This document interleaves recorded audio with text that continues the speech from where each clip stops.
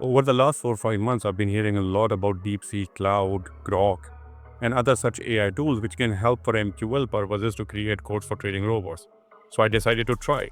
Last week, I shared a video where I showed how I prompted DeepSeek to create an MQL code for the ideas that I had in my head, and it was a bit of a conversation that I've shared in this video. Let's build something together. Launch sequence initialized. But we disconnected the internet 2 months ago. And like always, whatever I have or I find somewhere which I find interesting enough to try it myself, I share the entire thing here on my channel as well. But just to be 100% clear, this is something that I've created together with DeepSeek only 2.5 weeks ago. I haven't tested it. I have zero idea how it's going to perform in the real world. Now the backtest looked interesting enough for me to want to take it to a forward test and see how it performs in the live environment. But that is something which is going to take 3 to 6 months of proper evaluation. But there are a lot of requests to already share the code, and I think it's good to share the code so other people can test it with me. And if you guys find slight modifications or some settings which makes the EA work a little bit better or even at all, then please share it back so that we as a total community can benefit from each other. So with no further ado, let's start with it. Now I hate doing these backtests because there's always a every take, real take, Obama take, Michelle Obama take. But just from a perspective of whether or not this is interesting enough for me to want to take it into forward testing, I always run a backtest to just see how it looks. And here you can see that sometimes you will get bigger stops. So for example, here it was. There are periods for drawdown as well. There are periods, this one is probably almost a month, where the EA did not perform very well. But any EA will have bad periods, good and bad periods. Take it with a grain of salt, take it with a full 1 kilogram of salt. This is just a backtest, and backtests do not reflect in reality, whether a real tick or every tick. Take real tick and run it on 5 different brokers, you're gonna get 5 different results. So who has the right real tick? ICMarket or Pepperstone or FP Markets or XNES? Is it interesting enough? Now I leave that decision up to you. Now looking at the backtest results, take it with 1 kilogram bag of salt from 10,000 to 23, 20% drawdown, 58% win, 60% win on short trades, overall around 60% win. Now, from a timing perspective, it seems like when there is more movement in the market, so around the New York Open time, this is where the EA will perform better. But once again, this is just me saying stuff based off of a backtest, which I know myself is not going to replicate in real life. Let's start with the setting first. So we have first the trading time settings. So what time frame are we going to run the EA on? And then we have whether or not to enable trading time restrictions. So it's either true or false. And if it's true, then we ask the user whether to use GMT time or the broker server time. And then the user can specify what's the start time and what's the end time for trading. Then we come to the lot size management. We have here fixed lot, percentage of account balance, percentage of equity, percentage of free margin, and a fixed dollar per trade. But the fixed dollar per trade does not really work because we don't start with a stop loss at the beginning. We only set it later. We will go through it and you will see what I mean. But this would not be an exact amount. None of these will be an exact amount except for the fixed lots. If you select a percentage, then you have to specify what percentage it is. If you select fixed amount, then you have to specify what's that fixed amount. And if you go for the fixed lots, then you have to say what that fixed lots is. And then comes the trading stop itself. So for the SAR, what's the period for SAR? And then the SAR buffer, meaning if SAR value is here, where do we place the stop order? What's the buffer between the SAR value and where we place the stop order? And then the minimum time lapse is if we place an order and it is not triggered within that many seconds, then that order is expired. Then the price movement threshold that we're going to use for once the stop has been placed. If the price is not moving within the next X number of seconds by at least 70 points, 7 pips, then we delete that order, which basically ensures that we are not trading in a dull market, but the market is dynamic at the point where we're putting the stop orders. Then the trigger of the stop loss. So we don't place a stop loss at the time of placing the stop order, but if the trade goes 60 points or 6 pips into loss, that's when we will put a stop order in place, and we will put that at a buffer of 2.5 pip from wherever the price is at that point in time. Now there can be slippages. Ideally at 6 pip, we will place the stop loss, which will mean 8.5 pip in total according to these settings. But in real market, you might end up with a bit of a slippage. So instead of at 6 pips, maybe the stop loss mechanism triggers and the price slips another pip. So that goes to 7. And then you end up with a stop loss of 9.5 pip instead of 8.5 pip. So there can be a little bit of slippage, which will have an impact on these calculations. And this is why I said that these are not going to be exact. Let's think of 1% as the threshold for how much the stop loss can be. But there can still be slippages, big slippages during news times. So best to avoid the big news events. And for that, we have then the news filter, which is exactly the same as the scalping filter. And this is what I showed in the video as well when I asked DeepSeek to put in my news filter from the scalping year. So I provided the scalping year code, and then I said, well, let's integrate the news filter from that into this. And then the day trading settings of when it is allowed. And there we have the filter true or false, whether or not we want to apply the filter. But it makes sense not to trade on Saturdays and Sundays for Bitcoin, for example, normally because of the low liquidity. So these are the settings. So when we will go through the coding structure, you will see how these codings play out. Now I've already shown the backtest, but very quickly for the visualization. So outside of the trading time, you will get this notification that it's outside of the trading time. So the EA is paused, and when the trading will start, this message will go away. There are other validations which I also asked DeepSeek to build in for me. So those are also going to flash here. So for example, validations are around lot size and margin requirements. If any of them has a problem, then it's going to show up here. And when the trading period is finished, that's where DeepSeek put in this code where it's going to show here as well. Now, in terms of the trading itself, you have the SAR, and whenever our condition for the SAR are going to be met, we're going to place stop orders. So I'll slow it down. So here you can see that we are placing stop orders, which then if the market comes back, it takes it as an order, but there is no stop loss at that point in time. And it's only if the price moves against us by a certain number of pips, that's where, for example, this stop loss came into place, and then the EA stops trading. Now, if I look through the history, you will see that your stop loss, because of the slippages, can be larger than 1% that I put in at the beginning. But most of the time, it is going to be 0.5%, or sometimes because of the slippages, it can be bigger. So be careful what values you put into the settings. Do not assume that if you put 1%, that it is actually going to be 1%. Be careful with that. Or in fact, I mean, this is what DeepSeek and I came up with. You can always modify the codes to tighten it a little bit better. So let's try different modifications. Let's try different ideas and see which one works the best. Now, this test was run on gold on a 5-minute chart from the beginning of the year until the 2nd of June. That's when I wrote the EA together with DeepSeek. Once again, I cannot emphasize this enough. Backtests do not mean anything. Whether real tick or every tick or Biden tick or Trump tick, don't care. I use it for visual references and a bit of an indication whether or not this is something that interests me. Now with that said, let's cut through the shenanigans and get to coding. Okay, we're going to start with a blank template, and I have saved it under the folder DeepSeek as DeepSeek EA. And because we're going to be doing trading operations, so we're going to start by including a reference to the trade.mqh file, this one, which comes pre-written with MQL to save us the trouble of writing all these codes. So we can reference to it and we can use it. Then DeepSeek created a few enums, and enums are used to create these drop downs. So for example, here we're going to use the server broker time. So to provide these options to select between GMT and broker time, this doesn't come with MQL itself. So you have to create these enums so you can use these in these drop downs. So the first enum that DeepSeek created for me, and that was for the restrictions, so we can go to the validations. So this enum has these values of no restriction, time restriction, day restriction, time day restriction, time news restriction, day news restriction, and all restrictions. So that is one enum. And then the other 3 enums which were created were the enum time frame selection. So whether it's GMT time or broker time, like we just saw, that this is the drop down that we're going to provide our user to select from. So there are 2 choices in there. Then the separation for the news filter, whether the user wants to use comma or semicolon.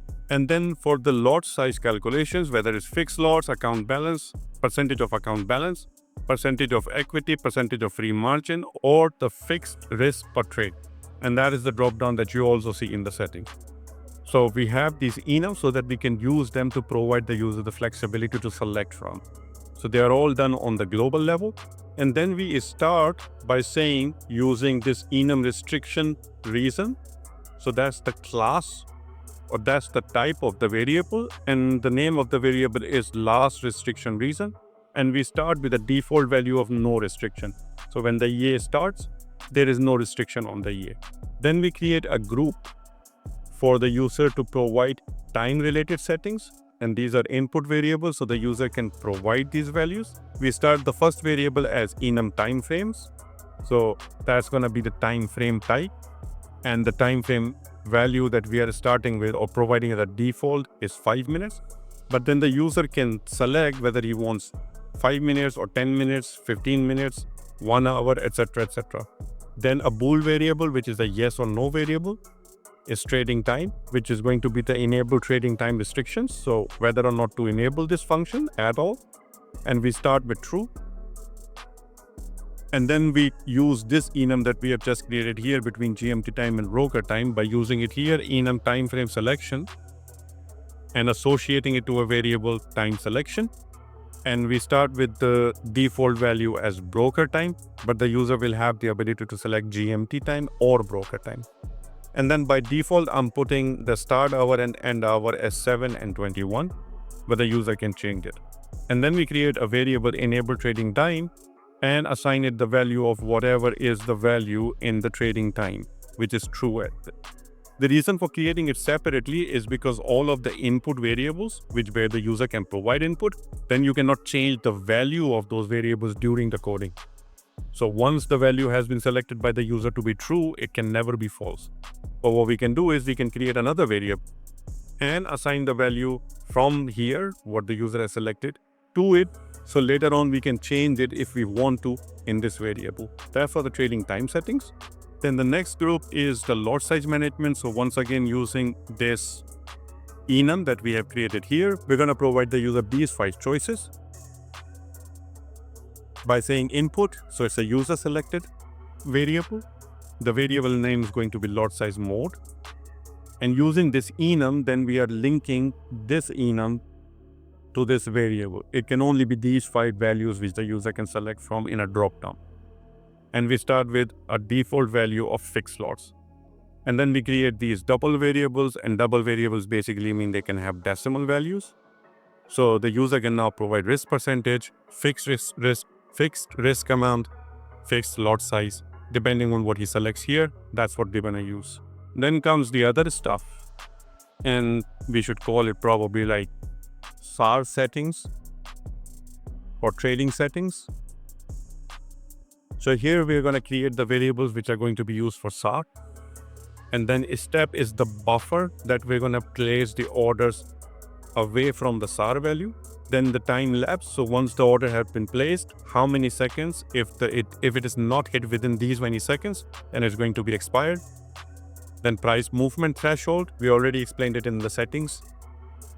Then stop activation point. When does the stop loss comes into picture? So after 60 points, and that it is placed at 25 points distance from the current price once it is triggered at 60 points. And then any magic number for the EA to identify it as. And then of course, because we're going to activate the stop loss once the price is this far from the opening price, and we're going to put the stop loss at a distance of 25 from that price. So the actual stop loss is going to be this variable plus that variable. So 85 in total. But then I'm multiplying it by 2 because that's what we're going to use for the lot size calculation later. So if you provide a 1% of equity stop loss, then this will mean that it's actually 0.5%.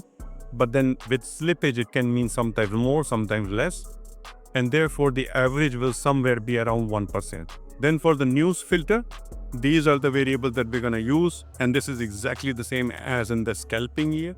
and then the variable for whether or not trading is allowed by a certain day. So first one is a bool, so the user can select whether or not to enable this entire functionality at all. And if he enables it, then the default values are true, but I would suggest Saturday and Sunday to be false, but up to the user. And then after that, DeepSeek created these variables which are going to be used later on, but for these we don't require input from the user, and this is why these are just simply variables and there is no input in front of them, which is going to be the current spread, average spread, minimum lock-in profit, array size for calculation of the average prices and things like those. Now I have actually modified these values. So for example, the year comment to be Mr. Carefree. The array size was a suggestion by DeepSeek to keep it at 100. The minimum profit lock-in, I have put in a random value of 33, but you can test it. I have put in a value for max concurrent orders to be only 1. So if one trade is open, do not open another trade. But now at least you can play around with it and open maybe like put a value of 3 open trades at the same time. I normally do not like to have a grid. And order slippages, which normally do not really matter because when slippage happens. But it's good to know that the functionality is there. And then the last variable we create is a handle for SAR, which will be used to get the SAR values. Then in the OnTick function, the first thing we do is we use the trade variable that we have created here and assign it the cTrade class. We use that to set the expert magic number by assigning the value to the magic number that we get from the user. I don't like to see the grids on the chart, so I'm going to remove that by saying chart set integer, show grid equals false. We go on to create the SAR handle by using the ISAR function, providing the symbol value, the time frame that we're getting from the user, the SAR period that we're getting from the user, and the max SAR value of 0.2. That's what I told DeepSeek, and so that's what it has put. And you can change that number yourself or provide it as an input value to the user. If this is not successful, then the EA prints failed to create the SAR indicator. I normally do not put these validations, but DeepSeek wanted to put it, so fine. And then we go if the trading time is true, and you can write it like this as well, but the default value is true, so you can leave it like this as well. So if the user has selected the trading time functionality to be true, then in that case, we take the start hour and the end hour, and then we check if the start hour is less than 0 or greater than 23, so it's invalid. Or if the end hour is less than 0 or greater than 23, then we show an alert saying invalid hours must be between 0 and 23. That's why the trading time is disabled. And we change the variable enable trading time to false.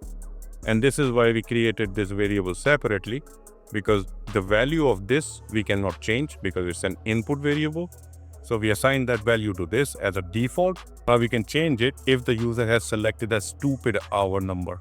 And then we also check that if the trading start hour is equal to the trading end hour, that in that case both the numbers are the same, so that's also not fine.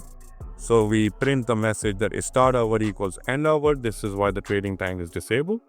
And also we change the enable trading time to false. So this is it for the initialization function. That's what we check on initialization. And then we move on to the OnTick function, where we will start by creating these additional variables, which are only going to be used in the OnTick function. So this is why we're not creating it up here, because they will be used only within this function. And if we have to pass the value, then we will pass the value along to a function. So we want to count the number of buy stops and sell stop orders, then the total order count, then a loop index, the total current profit, and then the highest price. So we start with a very high number, and the lowest open price or the highest open price equals 0, and the lowest open price is the highest. That nothing is going to be more than 100,000 except for Bitcoin, so maybe add one more 0. So it's a price that's never going to be hit. Then we go ahead and get the ask value and the bid value by using the symbol in for double method and asking for the ask price and the bid price for the current symbol. And once we have that, then the current spread becomes ask minus the bid and normalized to whatever number of digits do you have for that particular symbol. And then we assign the value of the current spread to average spread to start with.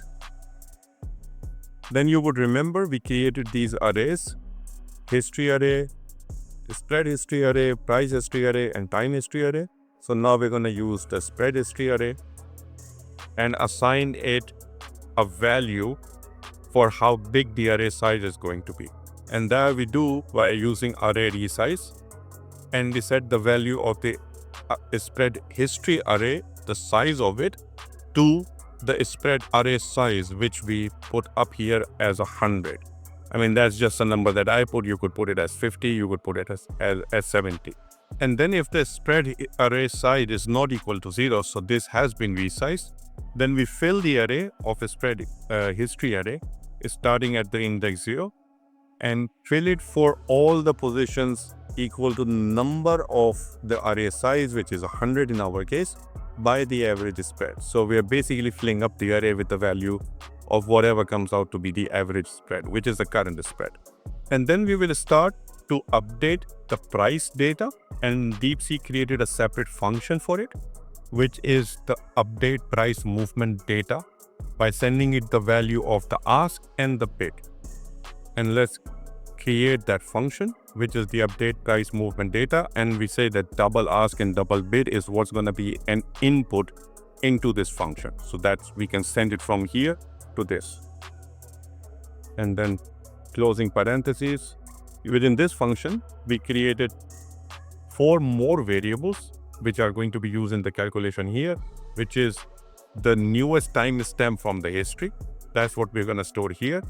The current bid price, which is the latest bid price. Historical bid price stores the older value, so we're going to pass it from current to history. And history index, so an index for traversing the historical data array. Then the first thing we will do is we will shift this array, the spread history array, by one place. So drop the oldest out of the array and create one more blank space by looping through the spread array size and moving the position to I plus 1. So whatever was stored in I, make it equal to I plus 1. So whatever was in place 100 now becomes place 9.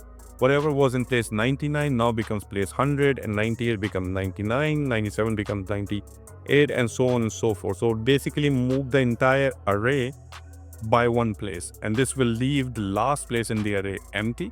And in that empty space, we will add the ask minus the bid value, which is the current spread. So we move all of the previous spreads by 1 and then we add the current spread to the last empty place. And then we go through the entire array one by one, and we keep adding the value of the history array into this variable. And then in the end, the average spread is going to be whatever is the sum divided by whatever is the spread array size, which is 100. So we add up all the 100 values, and then we divide it by the size of the array, which is 100, to get the average spread for the last 100 ticks. Then DeepSeek created all of these variables as so temporary array for the bid prices, temporary time array, and then is starting to resize to fit the existing data exactly the same way as we did for the spread history array. So resize it. Resize this one to whatever is the array size minus 1. Take the time array, do exactly the same thing. Then shift it by 1. Both the price history array and time history array, shift all the values by 1, which will leave us the last space for the new pricing coming in. Then to the last place, which is now emptied up, in the price array, add the current bid value. So basically we're collecting all the bid values into that price array. And then in the time array, add the current time. So what we're doing is basically the same thing as we did with the spread history array, which is move it by 1 by resizing it, and then shift all of the old price data and old time data by one place, which is expand. Then array resize back to 100. So that here we had 99, 99. So we shifted everything back one place. And now we can expand the array size back to 100, which is the spread array size. And then in the new place which has been created, we add the bid value to the price array, and we add the current time value to the time array. And then we can copy this array back into the price history array and time history array, which is the global functions that we had created here. So we create these temp variables, shift them, add the new value, and then copy the temp price and temp time array into the global array so that those arrays are properly updated. And then we get the current timestamp from the time history array where we have copied all the values and the current bid price, and we initialize this historical bid price value as 0. So initiate the variable. And now that we have those variables, then we can basically loop through the history index array and we go, okay, as long as the second elapsed is equal to current timestamp minus whatever is the time history array for the history index. So keep going back one place in that history array until you get to whatever is the acceleration time. So if it was 9, then we basically have that. And then if it is more than the minimum lax time, then in that case, set the value of that bid price as the history bid price, the variable that we have created here. Historical bid price. So basically getting for as soon as going back the array, as soon as the number of ticks or number of seconds has become bigger than the minimum time lapse that the user defines. If it is bigger than that, then that's the historical bid. Get it? And as soon as you get that value, break. So don't run the function anymore. Don't go any more backwards. So we get that historical bid price for the moment. And this we are doing because the user can choose. I think I have chosen here 9 seconds or 9 ticks, but user can select 20, user can select 25. So in that case, it is a dynamic process where depending on what the user has choose, this is how far back in the array we will go. And as soon as the value of the second elapse has become bigger than that, then in that case, take that price of the historical bid and put it into the historical bid price value. And that can then give us our price movement, because then the current bid minus whatever is the historical price, meaning whatever the user has defined as the historical time lapse, 9, 10, 15, 25, go back that many places in the time array and then get the bid price from there. And now we can compare the current bid price to that historical bid price. And that is our movement of the price during that time period that the user has specified. So that is our price movement for user defined interval. And then just as a precaution, if the price movement divided by points is greater than 1,000, so it's a big number, it's an obscure number, then in that case price movement equals 0. That means that we didn't get a proper calculation. So in that case, set the price movement to 0. And these two temporary arrays that we created, DeepSeek is quite vigilant in freeing up data space from the memory by array free, by calling the array free function. So that's our price movement function, which will assign the values to these three arrays: spread, price, and time history arrays. And this is what we are calling the function here by sending the ask and bid value to fill up those three arrays. So now that we have that function, and we loop through all of the pending orders which are placed on the broker server. So if the EA has already placed stop orders, we're going to loop through them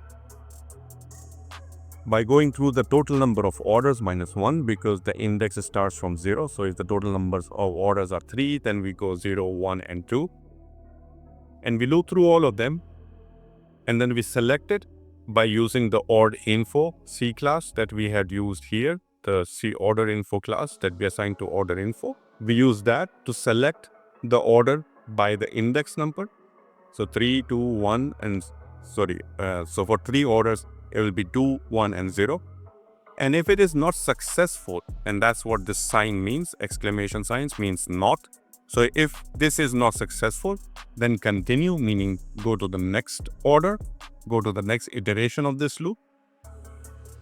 And then if it is successful, then in that case, check that the symbol is our symbol, and we basically go, or DeepSeek has gone the other way, which is that if the symbol is not our symbol, or if the magic number is not our magic number, then in that case continue as well, meaning skip all the codes and do the next iteration.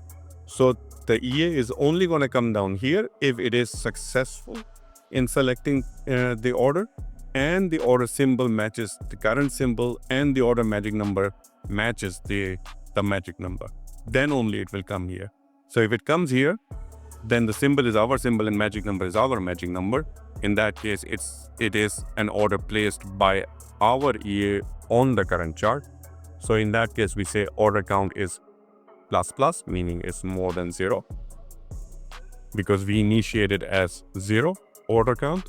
So now we increase it by 1, and the current time equals time current, so whatever is the time now. And then if the position is a buy stop, then in that case the time difference is equal to the current time minus the buy order time. So when we will be placing the orders, we will be storing the value of that time stamp into this variable of buy order time. So now we can check how much time has lapsed between placing that order and the current time. And then if the time difference is greater than the minimum time lapse that the user has defined, and the price movement is less than the price movement threshold, in that case, delete the order. So if 9 seconds have passed that the user has defined, and the price movement is less than what is the threshold, so what the user has said that within my time frame, or that what I'm defining as a time period, if price has not moved by that much, then the market is dead. And in that case, whatever orders are placed, delete them. And then we exit this function, and then we say, well, here we added the order, we increased the order count by ++, but because it's a buy stop, so in that case, buy stop order count, increase it by 1. And then we do the reverse for sell stop. So if the order type is sell, then get the time difference, and then if the time difference is bigger than the minimum and the price movement is bigger than the price, because the price movement is going to return you the value of the price going up or down, because in case of a buy stop, the price movement is a positive number, and in case of a sell stop, the price movement needs to be bigger than the negative price movement. So if the price has not decreased by more than 7, then we delete the order. For the buy stop is the reverse. If the price has not moved by the positive number of whatever is the threshold, then it's a dead market. But in case of sell, then it needs to be the negative, because the current price needs to be lower than the original price. So in that case, also delete the order. But count the sell stop order at ++, so increase the value of the sell stop. And after looping through the orders total, DeepSeek looped through the positions total as well. So if there is already a position open, then we're looping through it exactly the same way. So we select by index, and if it is not selected, then continue, meaning go to the next iteration. And let me already put the closing for this bracket. And then if the symbol is not our symbol, or the magic number is not our magic number, then it's also not our order, so continue. So go to the next iteration. But if it is, then that means it's our trade. So in that case, order count goes up by 1 as well, because order count counts both the number of orders and the number of positions. So we increase the order count by ++. And then if the position type is a buy position type, then we check that the price movement, that if the price movement is less than the price movement threshold in negative value, and the bid is less than the position info price. So basically what we're checking is that, because remember we said in the settings that the way that we're going to set the stop loss is that if the price has moved below, so it's a buy, and the price has dropped by 65 points or 60 points, I don't remember exactly, but 60 points, Then we will place a stop loss. So this is what we're checking now, that the price has moved by a stop loss activation point by checking that, okay, if the price open was, I don't know, 1, then minus the whatever is the stop activation points. If that is also, if the bid is now lower than that, then in that case, check if the stop loss is 0. So if it is already 0, then we calculate the stop activation buffer, which is 25 points that we put up here. 60 and 25. So activation starts at 60 and then we place a stop, then we place the stop loss 25 pips, 25 points even below. And that's what we're doing here by saying the stop points is going to become a stop activation buffer points, converted to points, and then modify the stop loss to bid minus the stop points. So wherever is the bid now, which is already lower than the opening price minus the 60 points. So it has dropped more than 6 pips now. In that case, put the stop loss where the bid is now, which is already more than 6 pips below, and also the stop points, which is the buffer of 25 points, so 2.5 pips. So we modify the position for the buy like this, and then the reverse is for the sell. So if the position type is sell and the ask has gone more than the stop activation points plus the opening price. So if the opening price was 1, it has moved up by 1 plus the 60 points.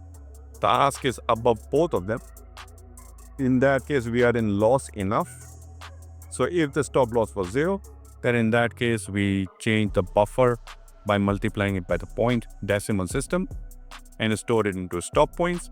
And then we modify the position by saying whatever is the ask plus that buffer 25 points, place the stop loss there.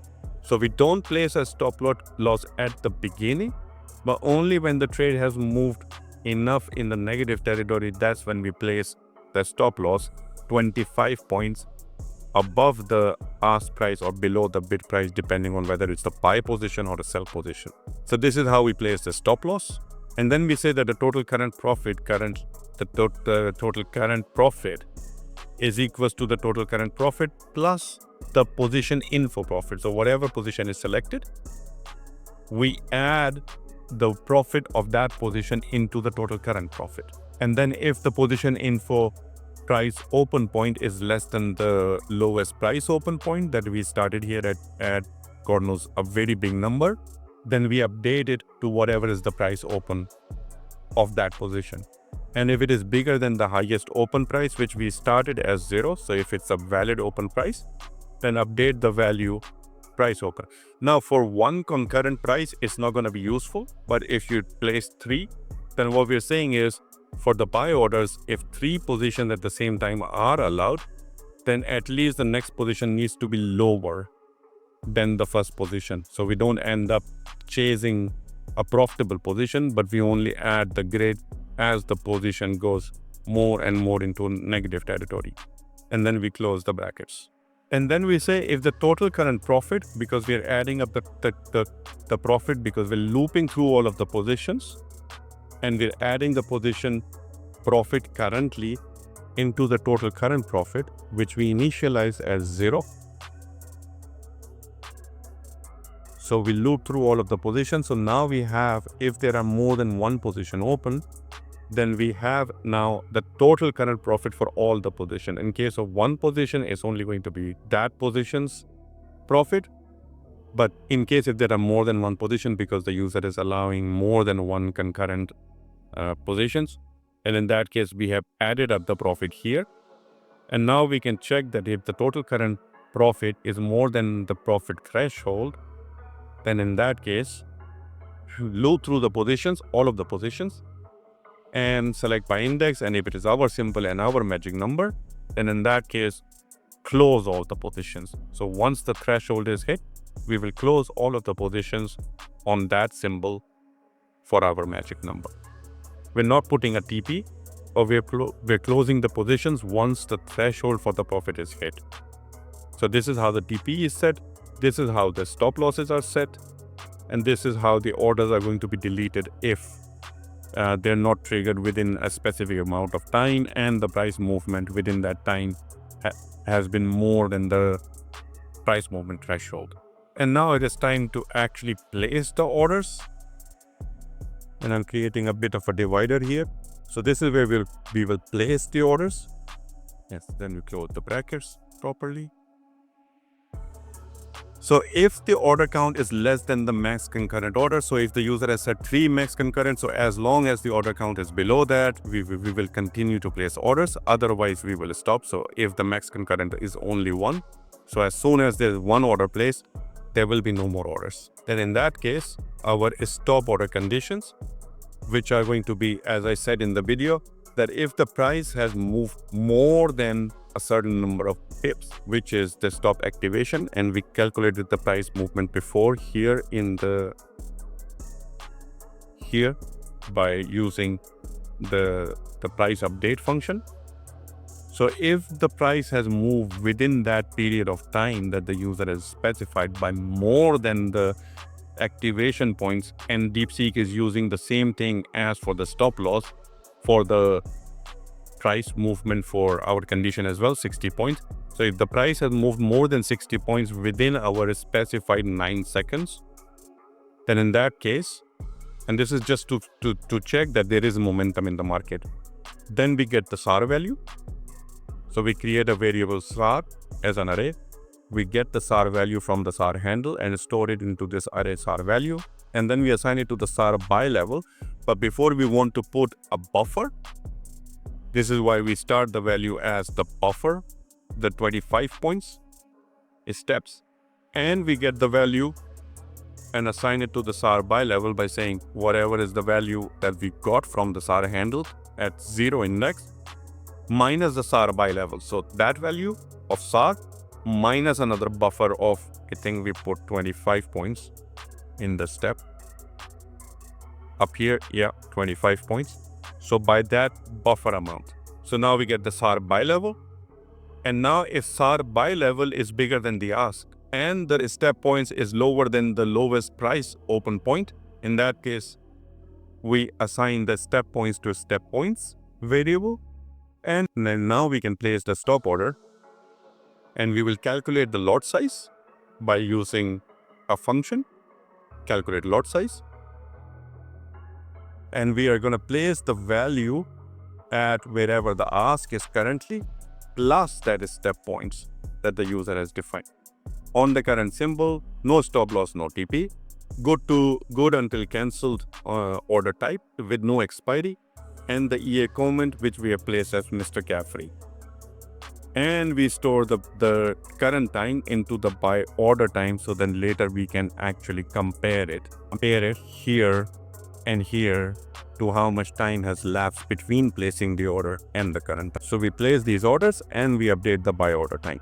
Now the exact thing we will do for the sell stop order by saying if the price movement is less than the minus, so because now we're going for the sells, the value is going to turn out to be in negative, is less than that, then in that case again get the SAR value, we get the sell SAR value. Then if the bid minus SAR level is greater than the highest open price, basically going exactly the opposite of this, then we place the sell stop by saying bid wherever is the price now minus the step points, so 2.5 pips away from the current price. And we store the value of the placement of the order into the sell order time, so we can later compare it here. So this is how we will place the sell orders. And I think I have closed all the parentheses correctly, and I don't need this one.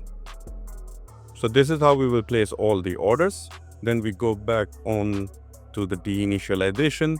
So when the EA is deactivated or removed from the chart, we release the SAR indicator by saying indicator release SAR handle. And then at the bottom, I will start to create all the other functions that we're going to use to calculate lot sizes, have trading restriction times, whether it's allowed on Saturday, news filter, and those kind of things. So we start with the calculate lot size. And if you have been following my scalping video, then you know how I calculate the lot sizes normally. So I start with the lot size equals the fixed lot size. So because let's start with the default value. And we get the tick value, the tick size, minimum lot size, maximum lot size, and lot step by using the symbol info double method, sending the symbol value and asking for tick value, tick size, volume minimum, volume max, and volume step values. And then we're going to start doing validation checks. So if the stop loss is less than 0, then we say invalid stop loss. So we will use the fixed stop loss because stop loss is required in order to calculate the lot size. So if you don't have a valid stop loss, then we cannot calculate the lot size. And in that case, we revert back to using the fixed stop loss. And we're going to return the value of this function as fixed lots.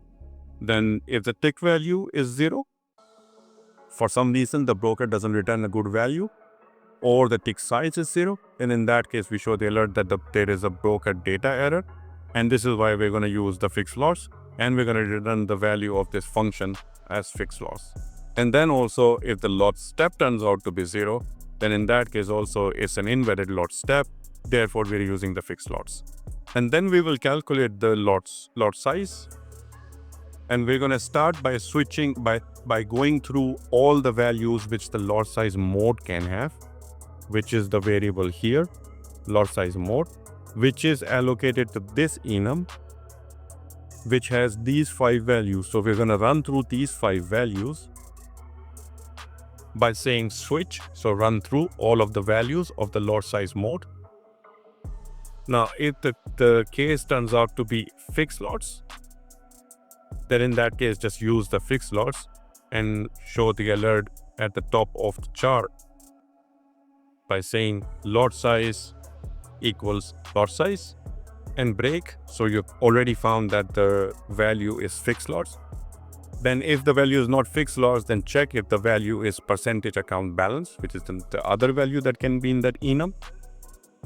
And that if that turns out to be the case, then the lot size is going to be equal to account balance, multiply the risk, divide by 100 to get the value of the risk in dollars, and then divide it by a stop loss, divided by lot step, multiply by tick value, multiply by tick size. This is how you calculate the value of the lot size. I think you can check it out in more detail in my scalping video, where I go more into details of how we calculate it. And then in the alert, we're going to show that the lot size equals to 1% of the account balance. Then if it is equity, then it's basically the same, but we're going to use equity here, and then we're going to use free margin here. And then if the case turns out to be fixed, then we need to find the fixed risk amount and divide it by the stop loss divided by the lot step, multiply by tick value and tick size. So we already have this amount. Here we were calculating this amount by multiplying it with the risk percentage to get the absolute dollar number. Here the user is already providing us with the dollar value, so we don't have to do the calculation here. So this is how we're going to switch through all of this to calculate the lot size. And then we can normalize the value of the lot size by normalizing it to the number of digits. And then we do these checks against the minimum lot size and the maximum lot size, because if the lot size value which is coming back here is less than the minimum lot size allowed by the broker, and in that case we say that the lot size is too small, so we're using the minimum lot. And we change the lot size to minimum lot. And same for the max. If the lot size turns out to be bigger than the max lot, and in that case we say that the lot size is too big, therefore we're using the max lot, and we assign the value of max lot to the lot size. And then we do the margin check. So we start by creating a variable called margin required. We get the ask value, and then we use the function of order calculate margin for order type buy, providing the symbol, sending the symbol value, the lot size that we have gotten here, and the ask value, what's the current market price, and then return, and then getting the value of the margin required into this variable that we have created. If we don't get a value, and this is why DeepSeek is starting with a not, that if we don't get a valid value, then we show an alert saying that the margin calculation failed, so we're using the minimum lots. and then we return the minimum lot. And if the margin required is bigger than the free margin, then in that case, we show an alert saying margin warning. So we're going to reduce the lot size until we get to a lot size which is within the margin requirement threshold. And then we go as long as the lot size is bigger than the minimum lot size. Do this again. And if it is less than the margin, then break, meaning return the value.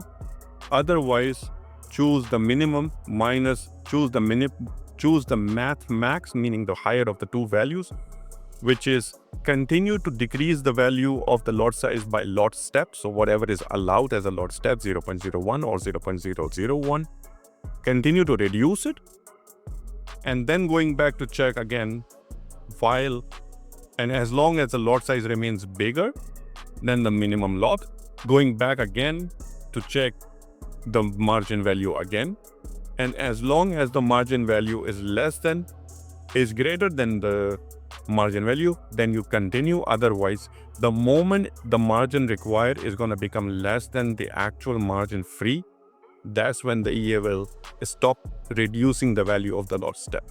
So this is how, if the value of the lots are turning out to be greater than what the margin will allow, then we reduce the lot by lot step as long as it takes until we get to a lot size which is within the margin requirement. This is why we said here that the margin warning, and we're reducing the lots, and we continue to reduce it until it is within the required margin. And then we say that the adjusted lots is this. And now we have gotten the lot size. So now we can also calculate the profit threshold based on percentage by using the opposite of how we were calculating the race, which is lot size multiplied by the stop loss divided by these three values, which is going to give us the 1% or 2%, whatever the user has selected as the profit threshold. That will be based on the lot size, and this is going to be used here to close the position if the current profit of the positions is higher than that profit threshold. So this is where we are updating the value of that profit threshold in dollar values. And then we return the value of the lot size that has been calculated after all the validation checks, and close the function.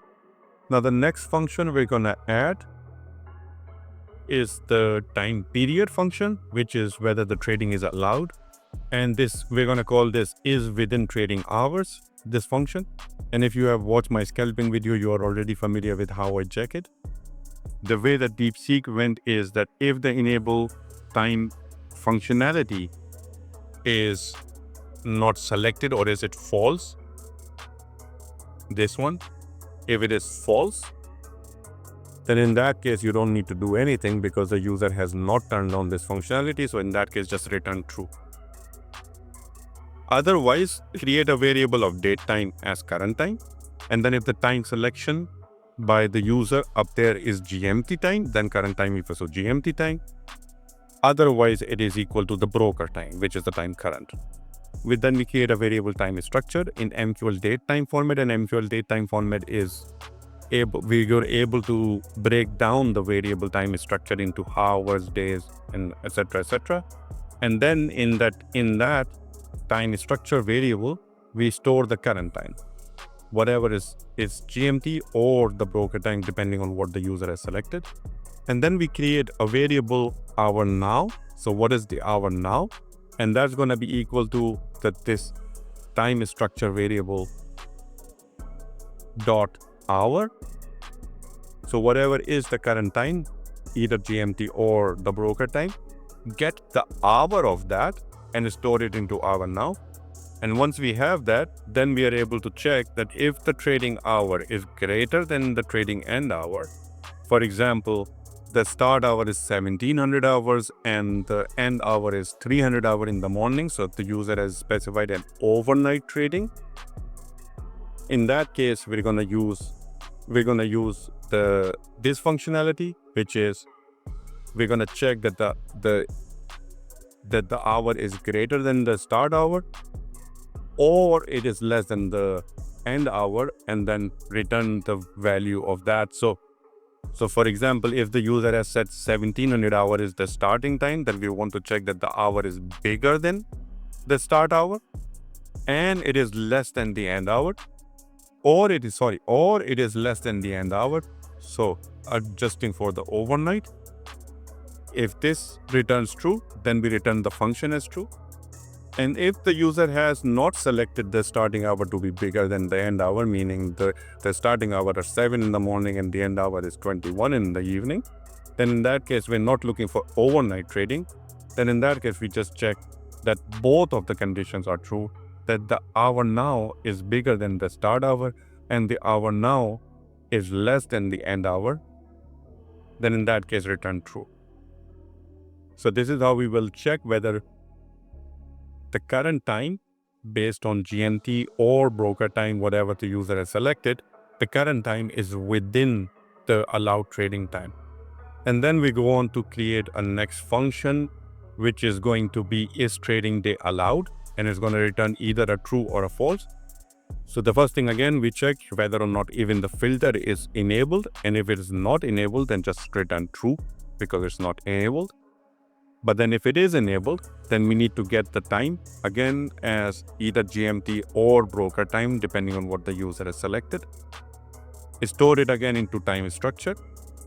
Put that current time, whether GMT or the broker time, into the time structure variable that we have created. And now we're going to get the day of the week value from this. So before we were getting the hour, now we are getting the day of the week. So we know what day is today. So if it is case 0, then return trade Sunday. If it's case 1, then return trade Monday, which is what the user has selected here. So if the user has selected the trade Monday as true, trade Tuesday as true, trade Wednesday as true. So if he has allowed for that day trading to be true, then we are also returning from here, return it back as true, as true, as true. And let's say if he had selected Saturday to be false, then we're returning the value of false. Now case 0 means Sunday, 1 means Monday, 2 means Tuesday, 3 means Wednesday, and so on and so forth.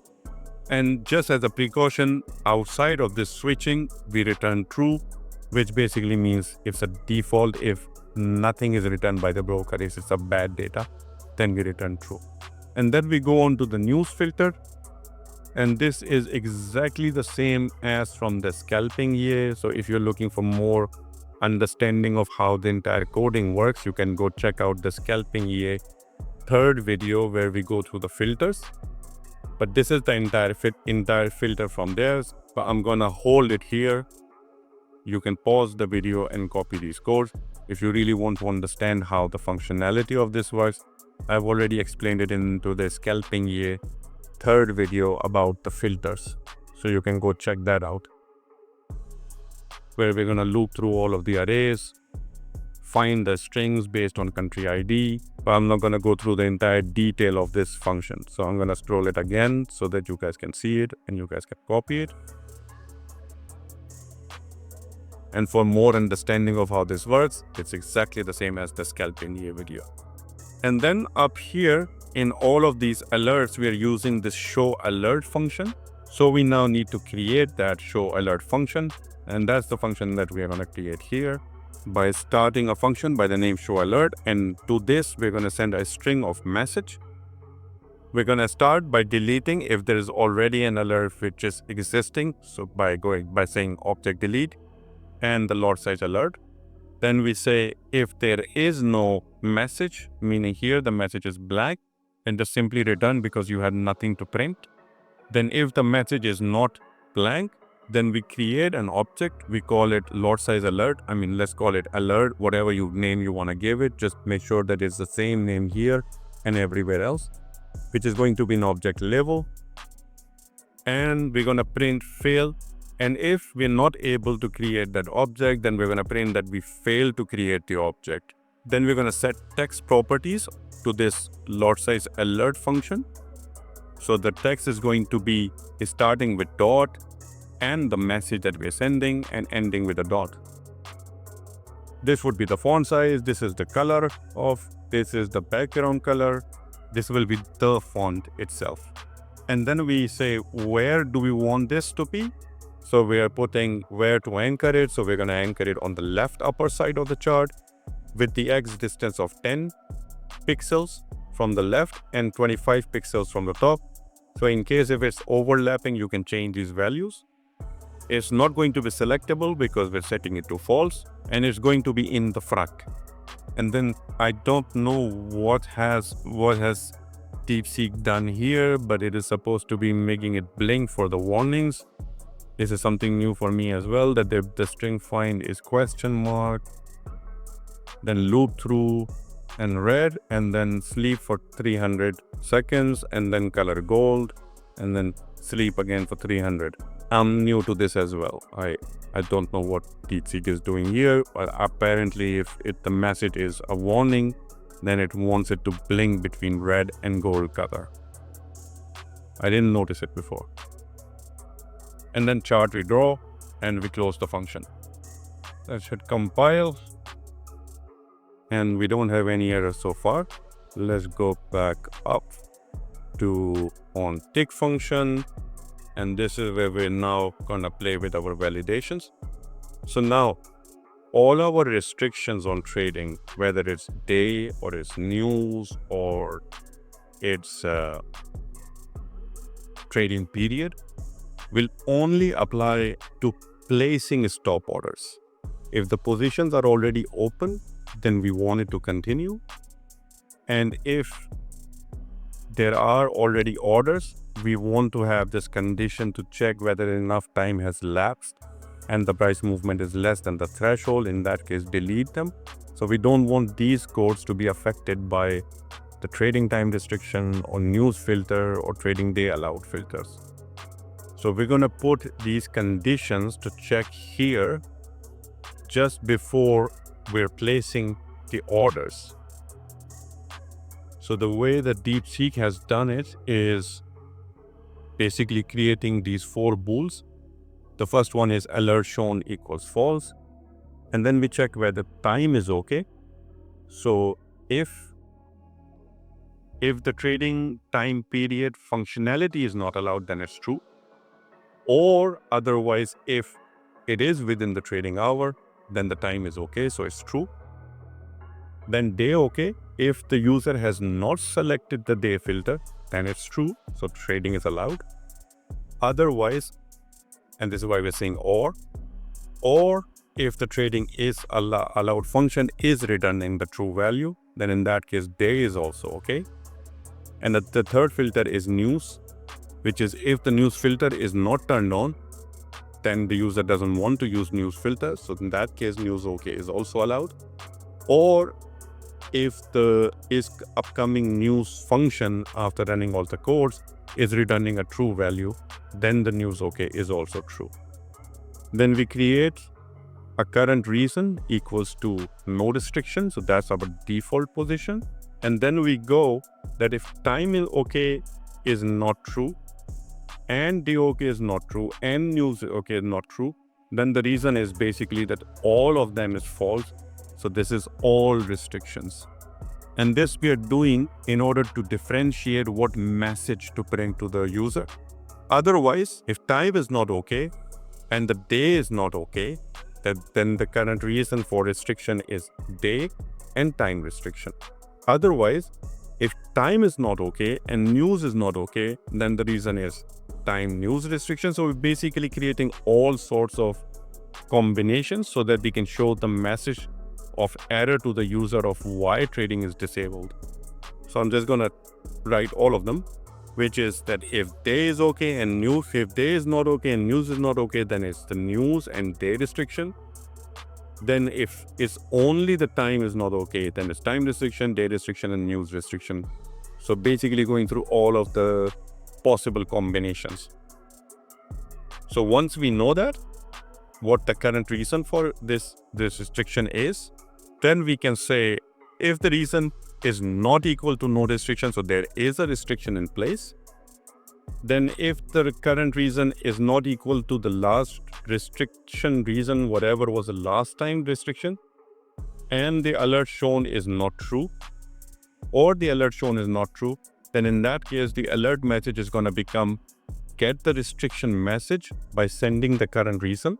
So we're going to create a separate function, send to it the current reason of why and getting that. And then we're going to show trading our alert as that message. So these two functions we're going to have to create. And then once we have done that, then the alert shown is going to become from false to true. And the last restriction reason will become whatever is the current reason that we have already printed, and then return. Otherwise, if the last restriction is not equal to no restriction and the alert is shown, then just basically remove that alert message by sending to the show trading hour alert a blank message, in which case the function is going to delete it. And then the alert shown is going to become false again, so the next time it can be printed. And the last restriction reason is going to become no restriction, because now there are no restrictions applied. So now we need to create this get restriction message and the trading hour restriction function. So I'll go back down again to the bottom, and let's first get the restriction message. So depending on what was the reason which was sent here, so if it is time restriction, then return, then the message should be outside trading hour, EA pause. If it's day restriction, then it's day trading. So we're basically converting from up here what kind of restriction turned out to be the current reason, because we're sending the current reason to this function. And based on whatever is the current reason that's coming out of here, we're changing it to a proper message. You can pause here and look at all of the messages and how they relate to the combination of time, day, and news. Otherwise, return black. And then we're going to create, once this message has been returned, now we need to create an alert. Exactly the same way as we created an alert here for the lot size. Now for the warning messages, we are going to create this one, the trading hour and day message. So the message comes here, and then let's start by deleting the previous message. And then if the message is blank, then just return, don't do anything, because there is no message to be printed.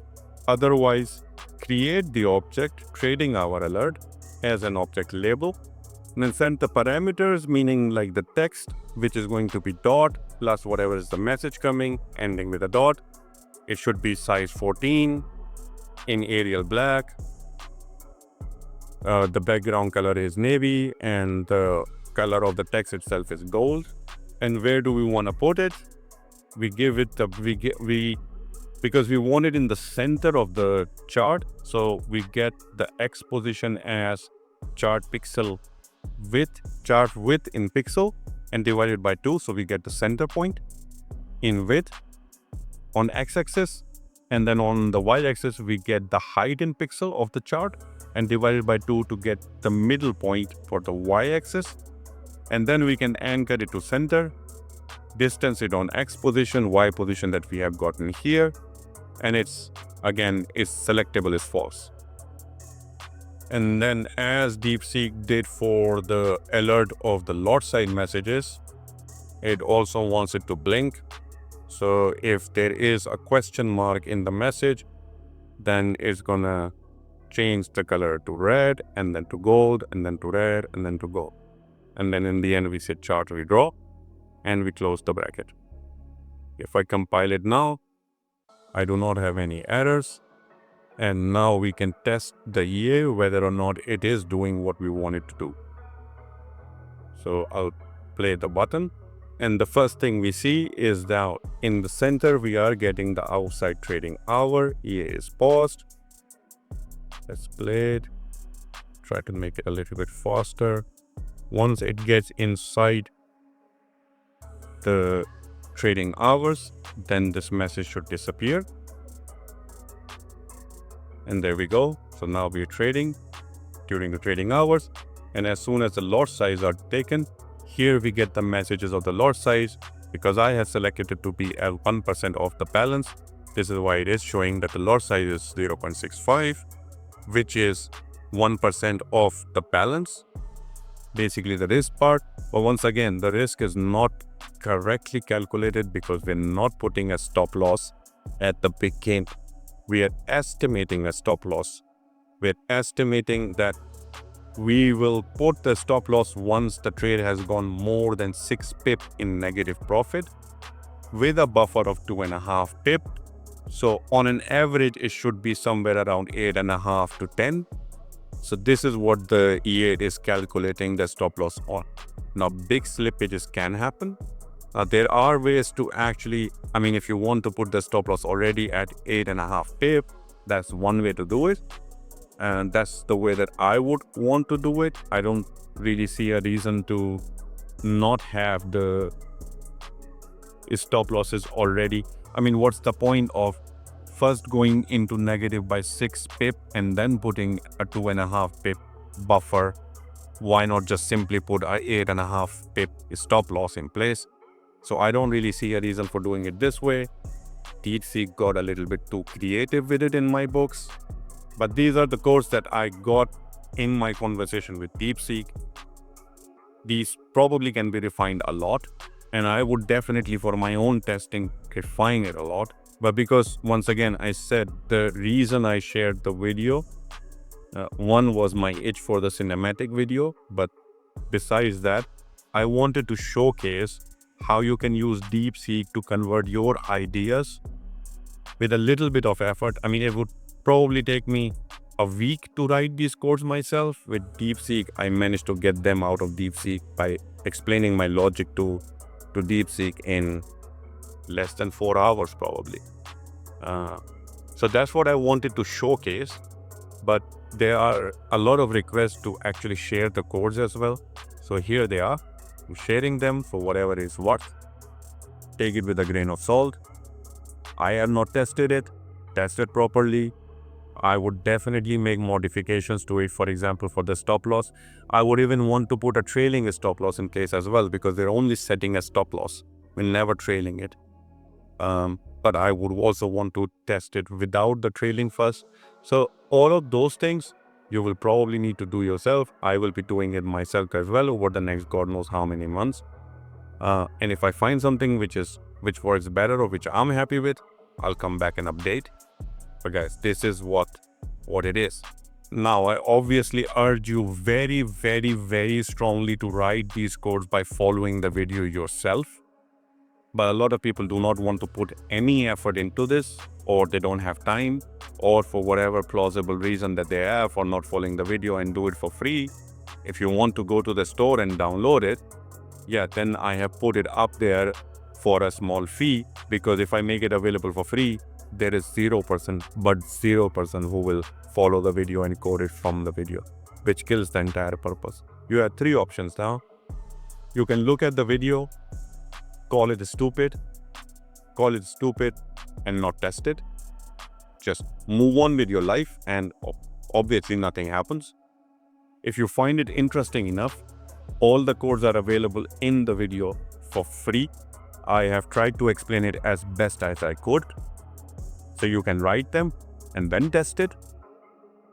And then obviously the third option is, if you really want to test it but you don't want to write it, then you can go to the store and download it for a fee.